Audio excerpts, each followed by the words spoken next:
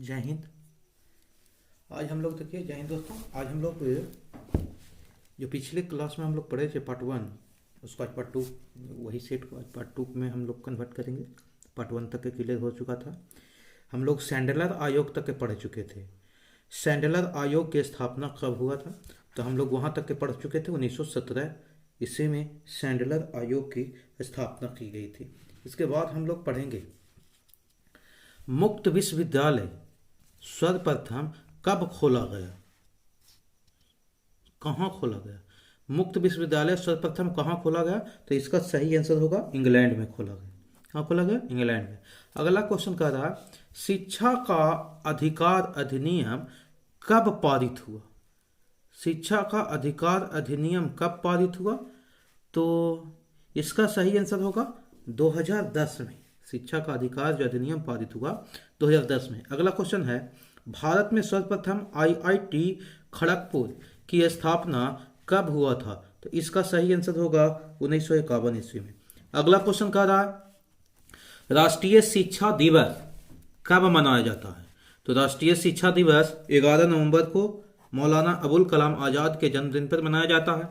अगला क्वेश्चन कह रहा है डायनामाइट का आविष्कार कब किया गया था या कब हुआ था, तो इसका सही आंसर होगा 1867 1867। अगला क्वेश्चन कह रहा है अमर्त्य सेन को नोबेल पुरस्कार कब मिला, तो अमर्त्य सेन को नोबेल पुरस्कार अर्थशास्त्र के क्षेत्र में ही मिला था 1998 ईस्वी में। दोस्तों आप जानते ही हैं या नहीं जानते हैं तो उसके बारे में हम बता देते हैं कि अर्थशास्त्र के क्षेत्र में प्रथम बार नोबेल पुरस्कार 1969 ईस्वी से 1969 ईस्वी से शुरू हुई थी, और उस समय जॉन टिनबर्गन और रेगनर फ्रेस को दिया गया था ज्वाइंट रूप से, संयुक्त रूप से दोनों को। अगला क्वेश्चन कह रहा है मदर टेरेसा को नोबेल पुरस्कार कब मिला, तो मदर टेरेसा को नोबेल पुरस्कार 1979 ईस्वी में 1979। अगला क्वेश्चन कह रहा है कब यह नियम बना कि मरणोपरांत नोबेल पुरस्कार नहीं दिया जाएगा। यह नियम कब बना, तो 1974 ईस्वी में ऐसा नियम आया था। अगला क्वेश्चन कह रहा है कांग्रेस पार्टी का जन्म किसके समय में हुआ था या किसका शासनकाल उस समय चल रहा था। अंग्रेज में कौन था, अंग्रेजों में गवर्नर जनरल या वायसराय कौन था, तो ये डफरिन था, लॉर्ड डफरिन के समय में। अगला क्वेश्चन कह रहा स्थानीय स्वशासन की शुरुआत कब किसने किया था, तो किसने किया था, लॉर्ड रिपन ने 1882 ईस्वी में स्थानीय स्वशासन की शुरुआत की थी। लेकिन स्थानीय स्वशासन का जनक के रूप में जाना जाता है लॉर्ड कॉर्नवालिस को। लेकिन अगर यदि क्वेश्चन कहेगा कि शुरुआत किसने किया था, तो लॉर्ड रिपन के समय में इसकी शुरुआत हुई थी 1882 ईस्वी में। अगला क्वेश्चन हम लोग देखेंगे। अगला क्वेश्चन नंबर 95 क्वेश्चन नंबर हम लोग देखेंगे। 95 क्वेश्चन नंबर ये देखिए क्या कह रहा है स्वतंत्र भारत का प्रथम गवर्नर जनरल, स्वतंत्र भारत का प्रथम गवर्नर जनरल कौन था, तो इसका सही आंसर होगा लॉर्ड माउंटबेटन। अगला क्वेश्चन कह रहा है भारत का अंतिम गवर्नर जनरल तथा भारत का प्रथम वायसराय कौन था, तो इसका सही आंसर होगा लॉर्ड कैनिंग होगा। क्या होगा? Lord Canning. अगला क्वेश्चन कह रहा है रेलवे बोर्ड का गठन किसके समय में हुआ था, तो लॉर्ड कर्जन के समय में हुआ था 1905 ईस्वी में। लॉर्ड कर्जन के समय में हुआ था, लॉर्ड कर्जन के समय में 1905 ईस्वी में हुआ था, लॉर्ड कर्जन के समय में 1905 में। अगला क्वेश्चन कह रहा है कि भारत में प्रथम बार मुद्रा का प्रचलन कब हुआ था, तो मुद्रा का प्रचलन भारत में 1806 ईस्वी में हुआ था। अगला क्वेश्चन कह रहा है कि सबसे अधिक महंगी मुद्रा कौन है, तो इसका सही आंसर होगा पाउंड स्टर्लिंग। अगला क्वेश्चन कह रहा है ग्रेशम का नियम किससे संबंधित है, तो ग्रेशम का नियम किससे संबंधित है, तो इसका सही आंसर होगा मुद्रा प्रचलन से, मुद्रा प्रचलन से। अगला क्वेश्चन कह रहा है कथक कहाँ का प्रमुख शास्त्रीय नृत्य है, तो कथक उत्तर भारत का आपका हो गया। कथक कहाँ का? उत्तर भारत का शास्त्रीय नृत्य है। उत्तर भारत का शास्त्रीय नृत्य। अगला क्वेश्चन कह रहा है भारतीय शास्त्रीय नृत्य में कितने रस हैं? तो इसका सही आंसर होगा 9 रस। अगला क्वेश्चन कह रहा है मोहिनी आट्टम का संबंध किस राज्य से है? मोहिनी आट्टम का संबंध है केरला से, केरल। अगला क्वेश्चन कह रहा है श्री कुमार शर्मा का संबंध किससे है? तो इसका सही आंसर होगा संतूर से। श्री कुमार शर्मा संबंधित है संतूर से। राजघाट किनका समाधि स्थल है? तो इसका सही आंसर होगा महात्मा गांधी, राजघाट महात्मा गांधी। अगला क्वेश्चन कह रहा है यूएनओ के अस्थायी सदस्यों का कार्यकाल कितने वर्ष का होता है? तो इसका सही आंसर होगा ऑप्शन नंबर ए 2 वर्ष का। अगला क्वेश्चन कह रहा है अंतर्राष्ट्रीय न्यायालय में न्यायाधीशों का कार्यकाल कितने वर्ष का होता है? तो इसका सही आंसर होगा 9 वर्ष का। अगला क्वेश्चन कह रहा है यूएनओ में सर्वप्रथम हिंदी में भाषण देने वाले प्रथम व्यक्ति कौन थे? तो इसका सही आंसर होगा अटल बिहारी वाजपेयी। आगे हम लोग क्वेश्चन देखते हैं। अगला क्वेश्चन कह रहा है भारत में भूटान की संयुक्त जल विद्युत परियोजना चुक्खा किस नदी के पर स्थित है? चुक्खा किस नदी के तट पर स्थित है? तो इसका सही आंसर होगा वांगचू नदी, ये वांगचू नदी के तट पर।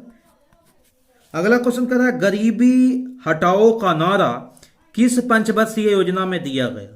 गरीबी हटाओ का नारा किस पंचवर्षीय योजना में दिया गया? तो इसका सही आंसर है 5वीं पंचवर्षीय योजना में। किसमें? 5वीं पंचवर्षीय योजना।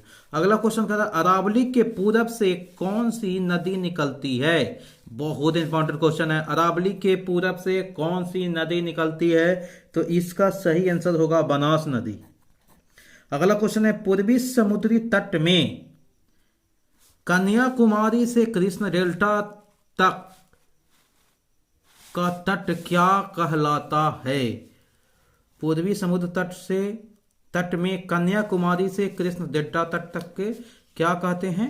तो इसका सही आंसर होगा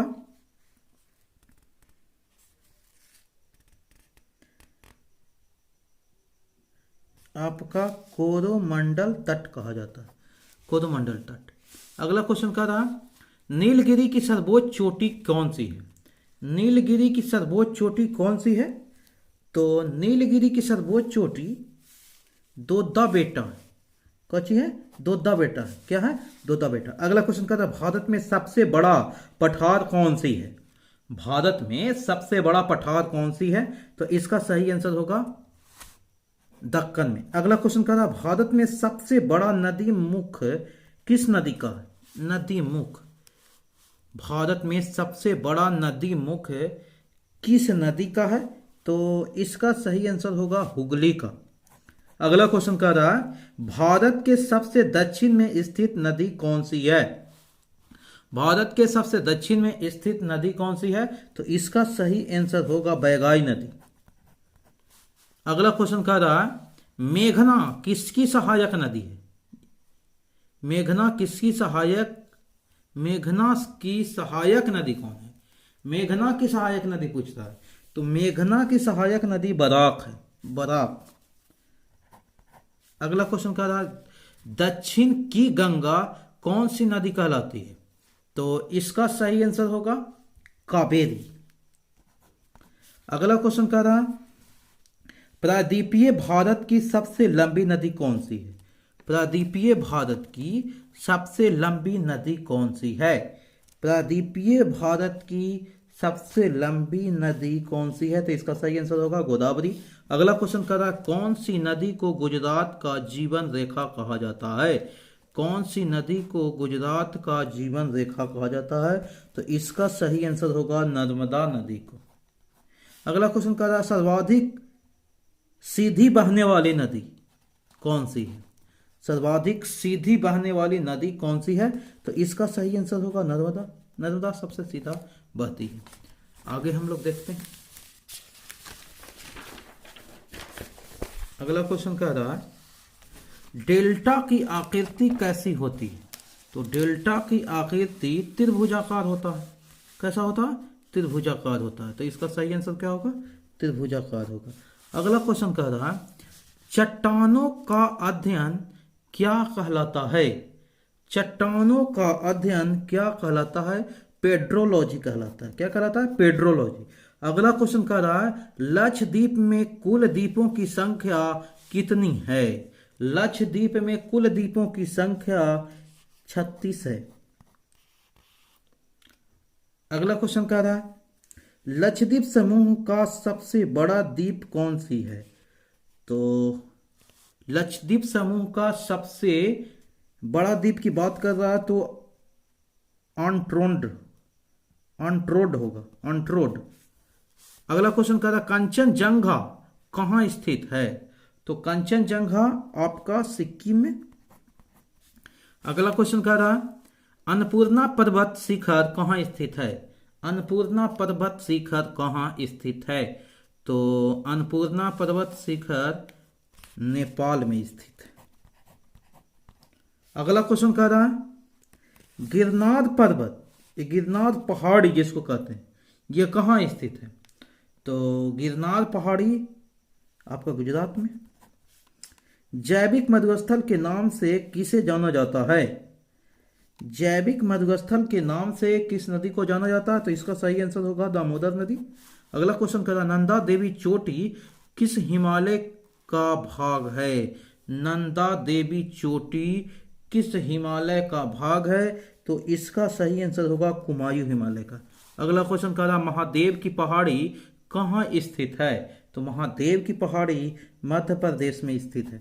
अगला क्वेश्चन कह रहा है सारामती पर्वत, सारामती पर्वत कहाँ स्थित है। तो इसका सही आंसर होगा नागालैंड में। अगला क्वेश्चन कह रहा है सतपुड़ा की रानी किसे कहा जाता है। तो सतपुड़ा की रानी कहा जाता है मैसूर।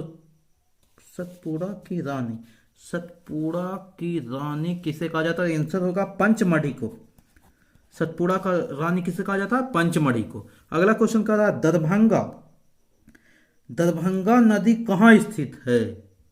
दरभंगा नदी कहाँ स्थित है। तो इसका सही आंसर होगा जम्मू कश्मीर में। अगला क्वेश्चन कह रहा है शिवराय की पहाड़ियाँ कहाँ स्थित है। तो शिवराय की पहाड़ियाँ तमिलनाडु में स्थित है। तो दोस्तों सेट नंबर 2 ये था। तो ये वीडियो पसंद आया तो लाइक शेयर और सब्सक्राइब जरूर कीजिएगा। वीडियो देखने के लिए धन्यवाद।